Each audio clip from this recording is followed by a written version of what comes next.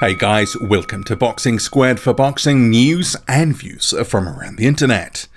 The WBA rankings have thrown up another shocker in its latest update, with Christopher Lovejoy, who had a shock inclusion in 2018 into the same rankings, included again, but not just that, a relatively high ranking for the world number 435 according to BoxRec. That's at the time that this video was published.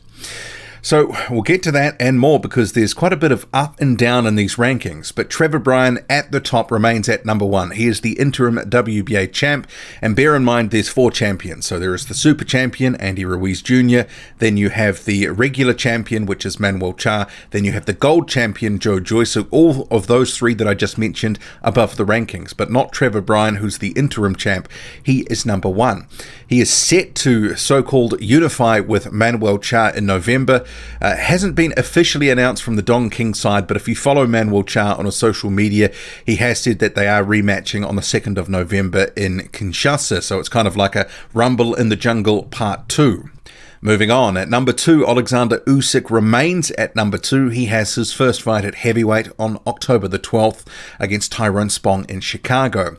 At number 3, Anthony Joshua holds firm. He has a rematch with Andy Ruiz Jr. in Saudi Arabia at the end of the year. He's looking to get back his super champion status. So if you can follow all the belts, there is currently 4 heavyweight champions within the WBA at the moment. At number 4, we have Adam Kovnatski, who is up 3 places. He recently fought Chris Arreola, an unranked Chris Arreola, so maybe that doesn't explain why he is up in the rankings here, but it's hard to say. You know, sometimes there is no rhyme nor reason to these WBA rankings. Alexander Povetkin, similarly, is up 3 places. He's at number 5. At number 4 previously had been Otto One, and I'll get to him shortly. Number 6 is Michael Hunter. He recently fought Sergey Kuzmin, who had a high rating within the WBA. He beat Kuzmin. He is now up to number 6, up 3 places from last month. Filip Hrgovic, he is actually down a spot to number 7 this month. David Price, he is up 2 places in this month's rankings. Otto Warnen falls all the way from number 4 last month to number 9. And the surprise, or should I say, shock inclusion in this month's WBA rankings update, Christopher Lovejoy, an all-time ranking high, number 10 in the WBA rankings, if you can believe that. So if you have a look at his box rec here, so as I was saying, world number 435, and of the American heavyweights, he is 117th. And remember, BoxRec, not everyone agrees with the way that they do things, but it is based on who your opponents have fought, and you have points, all that sort of thing.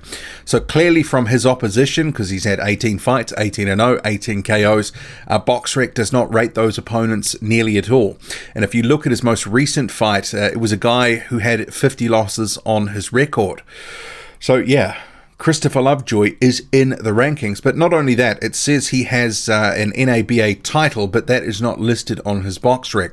But presumably, if he does hold a strap with some relevance, that is why he's got into the rankings here. But yeah, it's a bit of a head scratcher. He appeared in the rankings in 2018 out of nowhere, and it is the same exact opposition. He's been down in Tijuana facing low-level opposition in mostly 4-rounders. He's had a couple of 6-rounders and a couple of 1 8-rounder, but obviously those have never gone the distance. He's got the knockout inside the distance for all his fights. But when you do look at the record, and the last guy, as listed on BoxRec, 50 losses. A guy who's 0-3, 2-14, 3-7, 4-27, 0-12, 4-23. Not exactly high caliber opposition, to say the least. So Christopher Lovejoy, an all-time rating high of 10 in the WBA, which is, a surprise to say the least.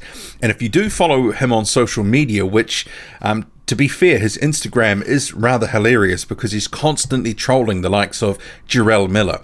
Joe Joyce and Joe Joyce's manager, Sam Jones, really trying to get into some of those bigger fights with some of the established contenders, or at least touted prospects like Joyce, for example, whereas Lovejoy is finding it hard to get cut through other than fighting in Tijuana in relative obscurity.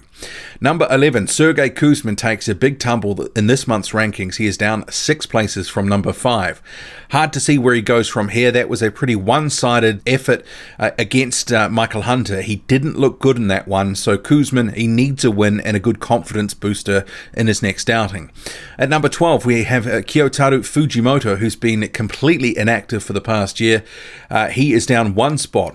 At number 13 is Mladen Milas. He is up 1 place, and that's in place of Alexander Teslenko. Teslenko, he was upset against Shaundell Winters just a few weeks back. So Mladen Milas, he goes up 1 spot. Ivan Daichko, he is down 1 spot. He's due to be back in the ring, I think, in a few weeks. He's at 14. And of course, at number 15 is Fraser Kendo, who has not fought for 5 years. He is owed a title shot. He actually appeared on my Twitter feed from a posting that I'd done back in April. I did mention this in a video about a month ago, but he had been back and forth with some different commenters about his status within the division, and he said that he was going back to court. I believe he said September the 24th. Obviously that's come and gone.